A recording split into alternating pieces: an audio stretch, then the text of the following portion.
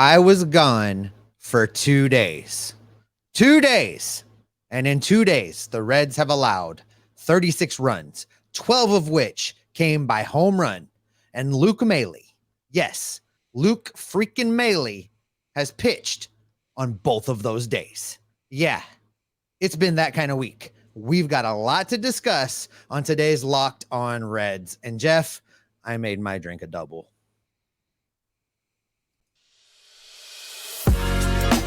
You are Locked On Reds, your daily Cincinnati Reds podcast, part of the Locked On Podcast Network, your team every day. You are Locked On Reds with myself, Jeff Carr, and my co-host, Stephen Offenbaker. We are lifelong Cincinnati Reds fans that have turned an addiction into information for you. I want to thank you for taking time out of your day to listen to us talk some Reds with you. I encourage you, if you're listening, hit us up on Twitter, or if you're watching here on YouTube, make sure you drop down into our comments section and just let us know how good you're feeling about this ball club right now, because we love talking Reds baseball, and we want to talk Reds baseball with you. Locked On Reds is part of the Locked On Podcast Network. We are your team every day. Thanks to all of our everydayers out there. Let us know that you're an everydayer down in the comment section, or if you see us at the ballpark, we'll be walking around. Make sure you hit us up and let us know that you're an everydayer, because we love meeting you. And if you want to get even more Reds content in between episodes, make sure you check out, number one, our Discord. We've got a link down in the description. Great community that is suffering together right now through these last couple of games. Make sure you join that. And then also Subtext, as news comes down, all the different rehab outings that are out there right now. I will have news to you first. Joining Subtext, just text I'm in to 513-597-0944. And before we jump into what is just going to be a parade of fun on today's podcast, want to let you know that it's brought to you by eBay Motors. This episode it's brought to you by eBay Motors. A championship team is about each player being a perfect fit. Same with your vehicle. So for parts that fit, head to eBay Motors and look for the green check. Stay in the game with eBay Guaranteed Fit. ebaymotors.com. Let's ride. eBay Guaranteed Fit, available to U.S. customers only. Eligible items only. Exclusions apply. And where I wish exclusions applied would be last night's game. It'd be the last two nights, Steve, because this isn't the Reds team that we've been watching all summer. No, there is a full DEFCON 1 meltdown emergency occurring right now, Jeff. I have a lot of things to say that we're going to get to. Looking at what's happened the last 2 days, you can't point the blame at one person. There's a lot of blame to go around. I think that where we can look for yesterday, though, is to really kind of focus in on this bullpen. Maybe this is the beginning of what you and I have been afraid of all along. And that's the overuse, the extraordinary amount of innings they've been asked to pitch, the extraordinary amount of jams they've been asked to get starting pitchers out of, is finally starting to catch up with them a little bit. I think now I understand. The Cubs have won something like 12 of 15 games, 13 of 16 games, somewhere in the neighborhood. They are on fire. They're hot. I get that. We ran into them at a very, very bad time. But that being said, there is no excuse for what happened last night with this Reds bullpen. It was an abject failure on the part of this bullpen. There's just no way around it. And somebody out there in that bullpen, not Derek Johnson, I don't think, but somebody else, a player, somebody's got to take charge and refocus these guys and get them to dig in, because there was a complete lack of focus. There was a complete lack of execution. There was a complete lack of major league performance from everybody that set foot on the field last night. I'm sensing a disturbance in the force of somebody commenting on the section. It's David Bell's fault. And sure, he had a quick hook, but he didn't pitch. Yeah. At some point, when you call on your bullpen guys got to come in and perform. The problem with this is, and I thought about this, and whenever Steve and I sat down to, really talk about what we were going to talk about tonight, because My goodness, this was a rough one. Rough 2 nights to really talk about anything. I mean, we could be rose-colored goggles here and talk about the lineup, but you got to talk about the pitching at some point. And my initial thought was, I think it's time we pronounce time of death for the bullpen. But just 2 games ago, they pitched pretty darn good and got the win against this same Cubs team. So I feel like they're not dead, but we're worried. Like, I am firmly in the camp of worry about what fatigue looks like it's doing to this bullpen. Lucas Sims, as much as I love to root for Lucas Sims, is looking really rough right now. And it's not the if it's not the walks, it's him just laying things over the middle for guys to clobber. And I feel like it's one or the other with him. He's either got to pound the strike zone and it's got to be obvious that hitters are just going to swing all day on him, or he's barely missing and walking guys and hoping for ground ball double plays. And just whenever he comes into the game right now, I am grabbing onto my seat because it's like, oh boy, here we go. Yeah, it feels very Ian Jabot-ish right now when he comes into the game. And, I don't know, Jeff, I don't know that I'm ready to say, okay, it's done. It's over. They're dead. It's done with. Pronounce them. Time of death. No need CPR. I don't know that I'm there yet, but I really do feel like there was a complete mental breakdown over the last couple of days in the pitching staff. Ben Lively, and I know you had to cover that by yourself and go solo. Sorry about that. That's a hard one to talk about by yourself. But, I think David Bell did the right thing. Yeah, I think David Bell did the right thing in leaving Ben Lively out there until he just absolutely couldn't leave him out there. And I saw some stuff on Twitter where people felt that was a disservice to Ben Lively. But at the end of the day, it protected the bullpen. Ben Lively was not asked to throw more than 100 pitches, and the Cubs just teed off on him. And you get games like that. The problem I have is coming back now last night and getting another woodshed moment, getting taken out behind the woodshed again and getting the snot kicked out of you by this Cubs team again. This time the bullpen melting down. It really shows a lack of mental intensity. It really shows a breakdown for me, and it concerns me. It doesn't concern me that the bullpen can't continue to pitch. It doesn't concern me that they can't figure it out. And we saw some good things from the lineup, as you say. Joey Votto hits 2 home runs. Spencer Steer hits a home run. TJ Friedel hits a home run. Guys were hitting. So it was not a complete failure, but at the end of this, when you look at what happened last night, I really feel like the mental side of things is where this game went wrong. And that's a little bit concerning to me because it's only August. There's a lot of baseball left, and mental fatigue now is not okay. So whatever needs to happen to course correct between now and the game today, when the Reds still have an opportunity to split this series, it needs to happen, and it needs to happen right now. No, I 100% agree. And I think that it's very intriguing because we said, you and I were texting about this, and I mentioned, wasn't that mad? And this is going to be the last time we reference the trade deadline for 2023 on this show. But wasn't mad that they didn't do anything because I understood the prices might have been high, knowing still, though, that they needed more pitching. They needed something. They needed a bullpen arm. They needed fresh legs in the bullpen or in the rotation or something to help them out. And the fact that they didn't get it probably was going to bite them in the butt. It did so really, really fast. Two nights in a row. Like, I did not expect it to be this fast. And we can already say, maybe we should have got another bullpen guy there. But it's not something that I'm not like belaboring Nick Kroll on this one, but I think it's very obvious in the offseason, when we head into this offseason with lots of money to spend, theoretically, then that should be the focus, is bringing in some fresh legs, some bona fide dudes in the bullpen, because what we have seen from Buck Farmer, what we have seen from Lucas Sims, what we have seen from Ian Jabot, I think we're starting to see it's coming down now. Where it was at ahead for the month of June and early July, I think it's coming back down to earth right now. And that's going to be really tough for this Reds team down the stretch. I can see a path. I can see a situation, a scenario where Nick Kroll looked at the trade deadline, went out and got Mole, correct? Mole? Yeah.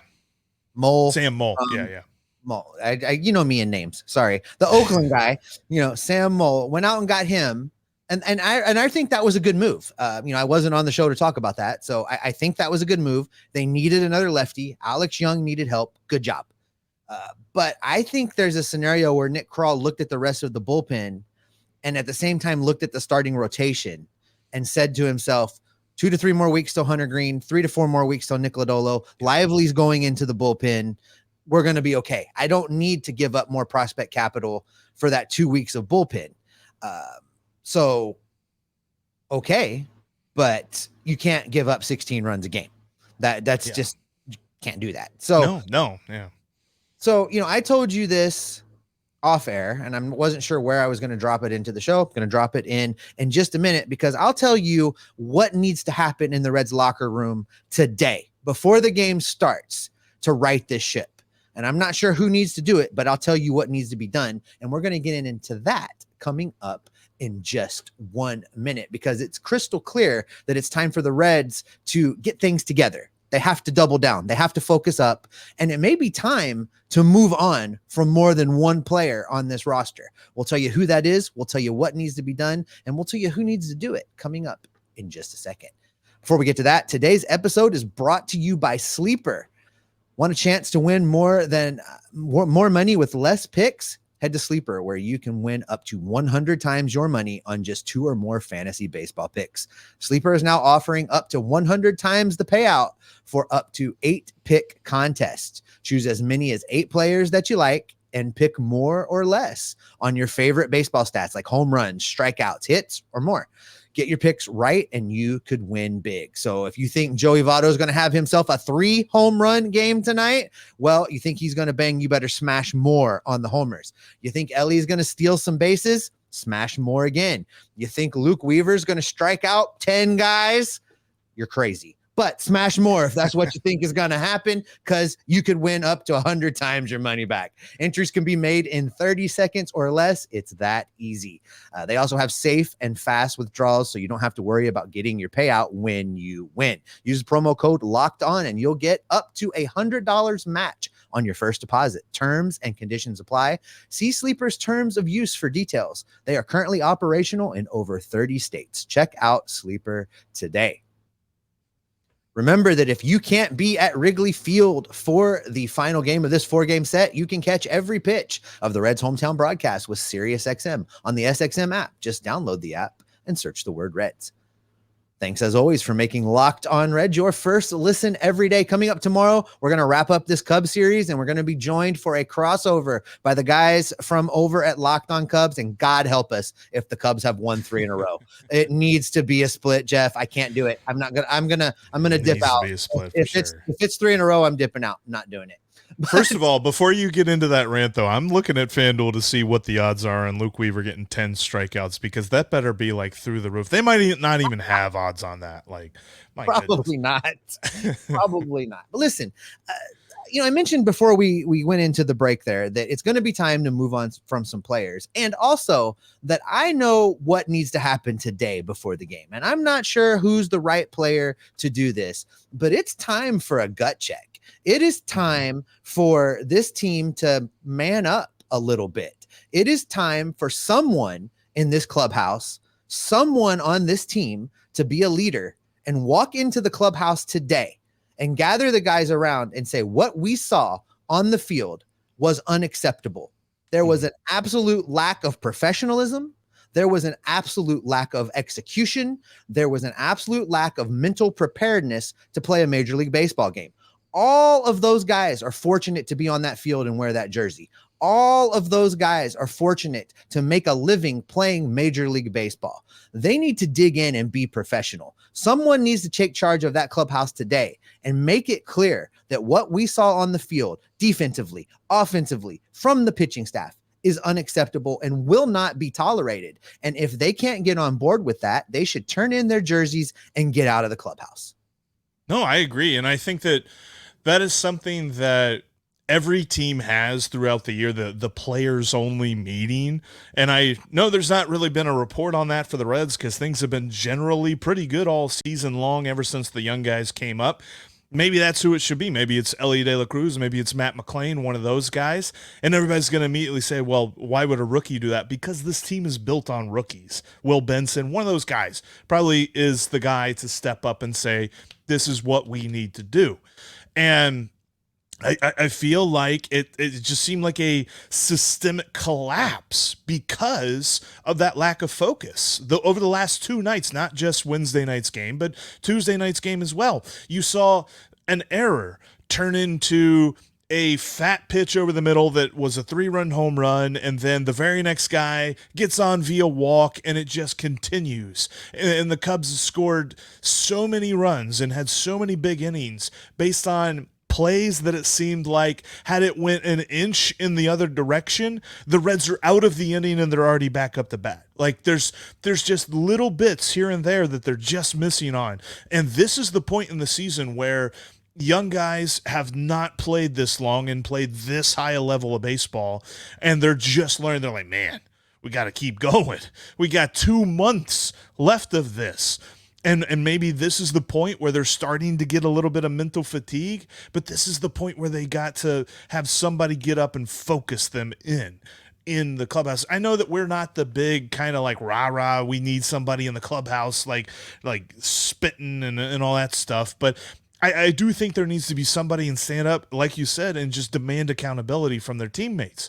Because what I saw over these last 2 games, I saw, David Bell setting the lineup against the left-handed pitcher, loading it up with the right-handed bats, loading it up with the Kevin Newmans and the Nick Senzels that just have amazing statistics against left-handed pitching. Guess what didn't happen? It didn't hit. Senzel and Newman were automatic outs. And then in the field, Senzel and Newman were anything but outs. I think it's time we move on from those two. I was kind of hoping that at the deadline we would see some sort of swap. Maybe it's Senzel and Newman for a relief pitcher or whatever. That didn't happen. I don't know what their value is to this team moving forward, because if you're telling me they can only hit against left-handed pitching, which they don't see that much, and their fielding is going to be suspect when they're in the game, then I don't want them on the field. I feel that way more so about Kevin Newman than I think I feel that way about Nick Senzel. And maybe, Jeff, I'm perfectly willing to admit that maybe I have a soft spot for Nick Senzel just because we've rooted for him for so long to get it together. Yeah. Versus Kevin Newman, who just got here. But as far as I'm concerned with Kevin Newman, he doesn't need to have another start. If you insist on keeping him around as the last man on the bench, as a replacement late innings or something along those lines, fine. He shouldn't be starting. There's other guys that have better statistics that need to get the at-bats that are going to be here for a lot of years. Put them in the game. Nick Senzel still shows flashes of really good defense, still plays a really good third base when you ask him to most of the time. I don't know that he's getting enough work to play defense at an elite level right now. And is that the Reds' fault? Is that Senzel's fault? Is that a little bit of both of their faults? I'm not sure. But we're talking about moving on. I'm ready to move on from Newman. It would not hurt me at all. Would not hurt my feelings if they sent him down. If we wake up in the morning and there's an announcement, Reds send Kevin Newman AAA. Cool. I'm good with that. I don't know how I feel about that as far as Nick Senzel goes. That being said, he needs to put in the work between games, workouts, whatever he needs to do to be ready to maximize when he does find his way into the lineup. And he didn't do that last night. He did not maximize his opportunity. Early in that game yesterday, he made a couple good plays over at third base. He showed some leather, but at the end of the day, he really didn't deliver and make use of the opportunity given to him. And I understand baseball is hard and it doesn't happen every time you get out there, but I'm with you, Jeff. It's time to shake things up. This team needs to be reminded that they're in a pennant race and they need to dig in and they need to perform day in and day out. And David Bell needs to put the best guys on the field. And if that means that Kevin Newman sits that bench and doesn't play for 8, 9, 10 games, then Kevin Newman doesn't play for 8, 9, 10 games. It doesn't matter. You put the best team on the field every single day because this team can't afford to give games away. And they have given games away the last 2 days. The best role that I feel like Kevin Newman serves is a late game pinch hitter against a left-handed pitcher. Yep. I don't know that I want to see him in maybe like as a pinch runner if you've got Luis Quinones. Yeah, like the last dude on the bench, and like Nick Senzel should be sitting right next to him. Like, I just feel like David Bell said something the other day when it came to CES being called up, and he said, now we can have like this rotation. We can give guys regular days off, kind of give them mental breaks, keep them healthy, and keep them rested for the stretch run. Well, Jonathan India's on the injured list.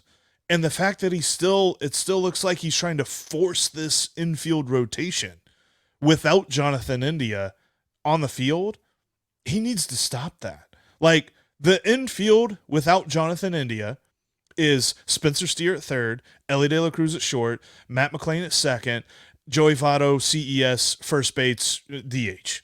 That's it. Simple. There's no other, like, there's no platoon split problems. No rotating, no nothing. That's the lineup.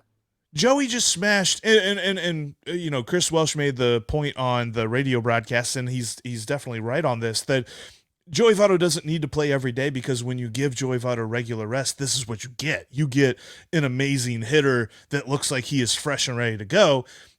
But even still, with India on the injured list, there is no consideration for me to put Newman or Senzel in this lineup over any one of those names that I just mentioned, to say nothing of the defensive alignment that you put yourself into. And I get it, they were giving Ellie De La Cruz a day off last night, but that is part of the whole rotation thing where I think David Bell has to disillusion himself from this ability to do this without Jonathan India on the field. You're absolutely correct. I think that, you know, we talked about this with David Bell from early on. And don't get me wrong, I know we just talked about how good we thought the extension was and what a good job David Bell's done. And I still think he's not perfect, for sure. He's not perfect. And we talked about very early on that it seemed to us that it felt like in-game management, that David Bell always needed to be doing something, that he was a kind of, I don't know what to do with my hands kind of guy, right? I need to be doing something. And it still feels a little bit like that. You know, I am all for the new baseball and the analytics and using all of the information available to you to construct the lineup and get the best matchups. But at the end of the day, sometimes common sense needs to prevail.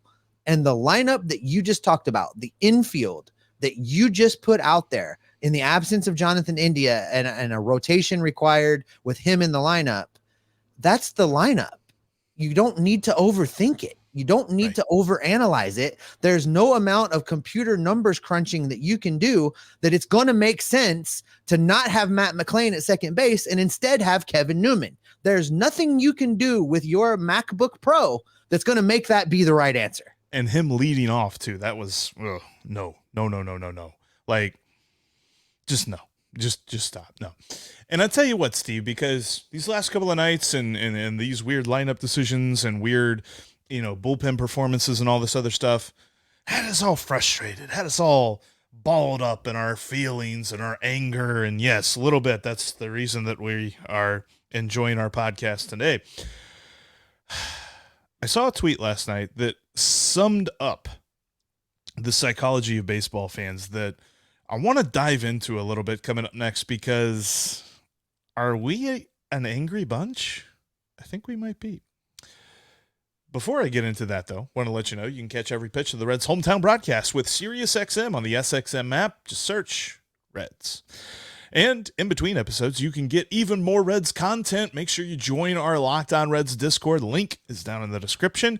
You can also join me on Subtext if you text the words "I'm in" to 513-597-0944, and you will be the first to know the news of the day for the Cincinnati Reds. You'll be the Reds guy or gal in your friend group, and everybody will be turning to you and be like, what do you know about the Reds? You'll know. And before we get into this next segment, I want to give a very cryptic tease, Jeffrey. I can't guarantee it yet, but if you're not subscribed to the YouTube feed and you don't have the notification bell on, you might miss on Friday a huge interview. And because it's not recorded yet, I'm not going to tease any names because I'm very superstitious like that. But you're going to want to be subscribed for the interview I have coming this week. Could be a future fireballer, I think, because I know a little bit of details about this. But yes, that's all we'll say. Let's jump into this, Steve, because I think baseball fans are unique. I think it's the reason that football fans and basketball fans and especially college sports fans and things like that, whenever they cross over into the baseball world, they don't quite understand how to be, because there's 162 games. And when you lose 14 or 16-6 on one night, that's one loss. And one loss in the grand scheme of things isn't that many. In fact, the Reds have now lost 51 games and reside in first place atop the division. So with all of that being said, if the Reds are playing bad on a given night, you can tell if you log on to whatever the heck it's called now. It's not twitter.com anymore. Now it's x.com. Yeah, X. X-Men or something. I just think Elon Musk wanted to be an X-Men. If he shows up in that suit, Jeff, oh my God. I don't know what his mutant power would be. You know what? We're not going to get into that. Anyway, if you get on our Locked On Reds Discord for the last couple of nights, it's been a little bit of scorched earth going on down there too. So it's something that happens amongst us baseball fans that for 2 to 3 hours, God help us if it's 4 hours, but for 2 to 3 hours a night, we are either jubilation or absolute frustration. I should have just went with that. I was looking for a different word, but it's just so crazy to see the mood swings of a baseball fan. And we talk about how the Reds bullpen performance may not be sustainable. Steve, what kind of life expectancy are we looking at here? Here's the thing. We're talking about the psychology of a baseball fan. And to some extent, sports fans in general, but baseball in Cincinnati, Ohio, that hits different than baseball in a lot of other places. Yep. And I'm willing to say that there may be some sports out there where the fans are a little bit more passionate, a little bit, basically European soccer and then baseball. That's the order of operations as far as passion from a fan base. I think. And then if you get into like the Latin America leagues in baseball, it might be a tie because those people down there love their baseball and are not afraid to express it. So what we see a lot of emotion tied up in this thing. And whether you're using baseball because it connects you to your past, to a time when you were with your grandparents watching the game, to, for me, playing wiffle ball in Springfield, Ohio, in the grandparents' backyard, and Papa had the Reds game on, Marty and Joe blaring in the corner while he watched us play wiffle ball. Baseball takes you back to that. Baseball takes you back to that first time you're in the ballpark and the sights and the smells and the things that our buddy Cam Miller talked about when he was doing Riverfront Remembered and the emotional connections. Baseball has stayed so largely the same throughout history that there's that connection and that tie, and it ties into our psyches and it takes us back to our childhoods, and we're teaching it forward to our children. And you've got all of that wrapped up into years and years and years and years of love for a team. And when they don't perform, when they give up 16 runs, when Luke freaking Mailey is pitching on back-to-back days, it gets to you a little bit. Mm-hmm. And, Lance McAllister on his show many, many nights talks about how often he has to go get his pacemaker battery changed because of what sports in Cincinnati does to him. And that's a real thing, Jeff. That is a true, real feeling that these professional sports team in this city, that's the impact that they have on all of us. That's why you and I do what we do. That's why so many people take time out of their day and listen to us talk about this baseball team. It's because of the love they have for this sport. And it's hard to separate. It's really difficult to separate the lows when they get spanked like they got spanked last night. It's really hard to put that in that capsule that makes so much sense logically. Everything you just said is logically. If they lost yesterday by 1 run, is that any different than they lost by 16 runs in a 162 game season? It's really not. Right. But boy, do we feel it more. Are we going to feel it more if the Reds lose 3 in a row and I got to talk to those Locked On Cubs guys on this show tomorrow. Right. Am I going to feel that more? You better believe I'm going to feel that more.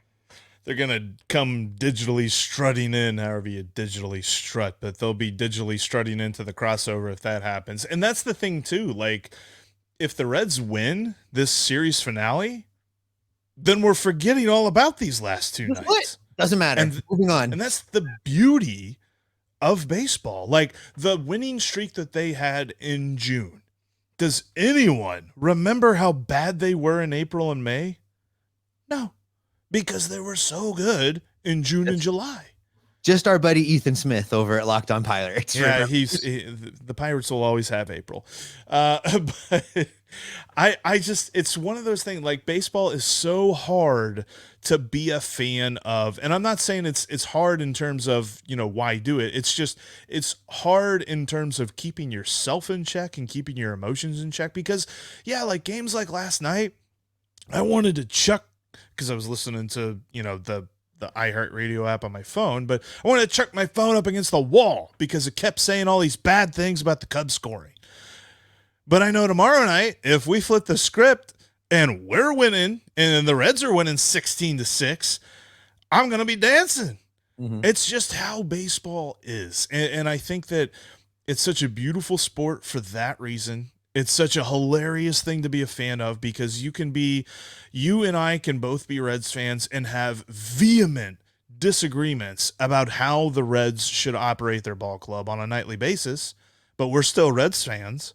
Mm-hmm. And that is why this game is so beautiful. And it's so funny to see because there are people that get in just crazy arguments on Twitter because there's some people that say this and there's other people that say this. There's people that get in vehement arguments on Discord. But at the end of the day, we're still rooting for the same team to win a ball game.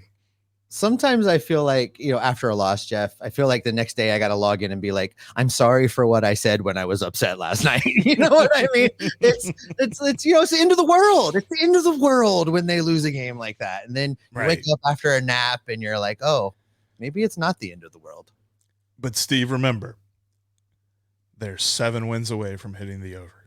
And hitting the over is where we're going to end tonight's podcast because we are just, oh my goodness, these 2 nights. You know what? They're in the past. Let's put this one to bed. Let's go. Whatever that, All right. Before we get out of here, don't forget, you can catch every pitch of the Reds hometown broadcast with Sirius XM on the SXM app. Just download that app and search the word Reds. That'll do it for this edition of Locked On Reds. Thanks so much for checking us out for your first listen every day. Every Dayers coming up on the next show. We're going to cross over with the Cubs and really hoping that the Reds win that series finale. But until then, Steve, what can people expect from you and me? They can count on you and I to continue monitoring waivers, transactions, promotions, what's going on down at the minor leagues, talking to Antone to Louisville. Forgot to say that. There you go. Yeah. We didn't talk about him. We're going to bring all that information back right here to keep you locked on Reds every single day. Do we get to bill for like a psychology session for today? That was pretty good. I needed a couch there. We should have